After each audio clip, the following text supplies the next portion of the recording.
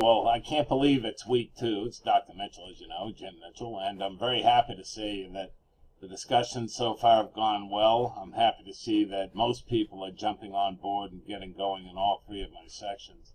And also I'm happy to see that some assignments are already coming in. And as I said, I'll get feedback to you by every Monday if you submit them during the week. So what I'm trying to do is get us to at least pay attention to what we need to pay attention to. And I'm really hoping most of you get online and start doing the work. I weigh in on the discussions periodically.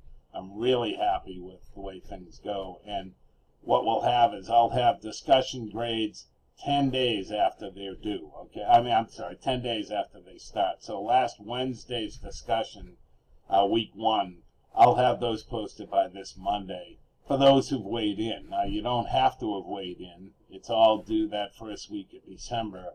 But as I stated to you, I'm going to, give you a pass until then, but don't let it go too far because you won't get any allowance if you let it go. A couple of things come to mind.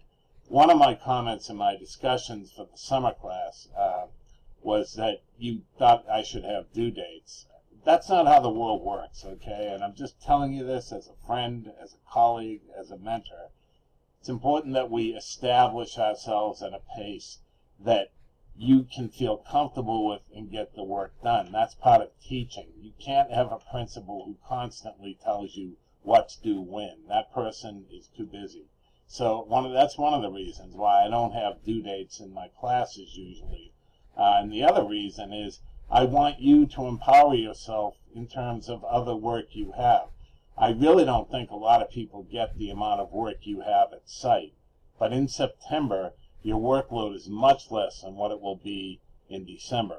And it's going to get more and more involved for you. And so I try to give you as much flexibility as possible. Some of us learn differently, too, in terms of you have a certain learning style. For those of you who took the Ed Psych class with me, and even if you took it with Dr. Mukherjee or Dr. Scott or whomever, you learn what your learning style is, and maybe you don't like to have the regimentation of, I have Mitchell's assignment due Tuesday, and then I have another paper in my sociocultural class due, or in my reading class. I want you to have some flexibility around your program. What you want to do, for what I do, and let me show you what I do, is this. I have these. And every day I have index cards. And every day I write down what's due. And then what I do is I have my trusty folder here, which has my weekly duties listed as well.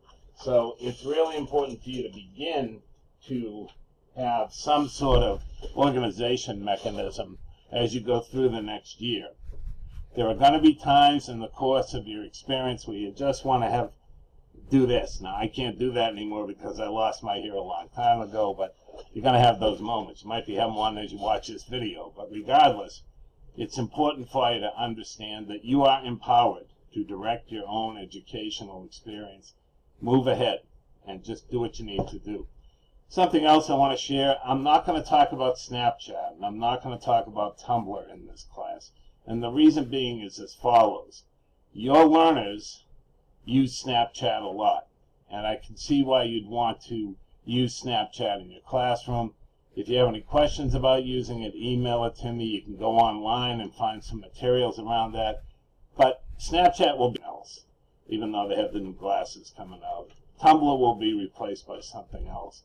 My idea is for you to get the basic understanding of how to teach with technology. So week 1, as I said, was about educational psychology, the big picture. Effective integration models, that's important for you to understand that. Also, I have the data sheet assignment described there. Teaching with software tools beyond the basic programs. The social media assignments are helpful here, and I have in Unit 4, the question was how do you create a website, a Facebook page, and just to be on the safe side, I put that in there since the class started because some folks wanted that to be part of the process of getting to that basic, and I was glad to do that. So we have in there how to create a Facebook page, although it's self-explanatory. 99 ways you use Facebook in the classroom, how do you bring the internet into the classroom, how to start using Edmodo in your classroom, how to continue to use Edmodo in your classroom. And the reason why I say Edmodo is that's a common teaching model for online teacher prep programs. And I just want you to have that available because Edmodo may in fact be present at your site. And then the ISTE Classroom website information in terms of Google Classrooms. Super duper excited to hear that some of you are using Chromebooks in your class and that you have Google Classrooms available to you. You have Google Classrooms on your apps as a student. I know because I was on the Technology Advisory Committee last year and we insisted that you have that available to you. I'm not using that in the class because I don't want to shut certain people out, but it is fairly self-explanatory and fairly much a how-to in terms of how to use that in your classroom. And if you have any questions, do email me. I did respond to one discussion board about that. More questions to come, and I probably will say more as the quarter goes along about Google Classrooms. It's a good application if you have it available to you. You have it as a CSU East-based student, so you can look at it on your apps page. And if you have learners that you're teaching, you can hook them into that apps page as well. So more to come on that. But in the meantime, the assignments are pretty basic. The discussions, the Excel grade sheet, which is from 1992, but I still have to use it.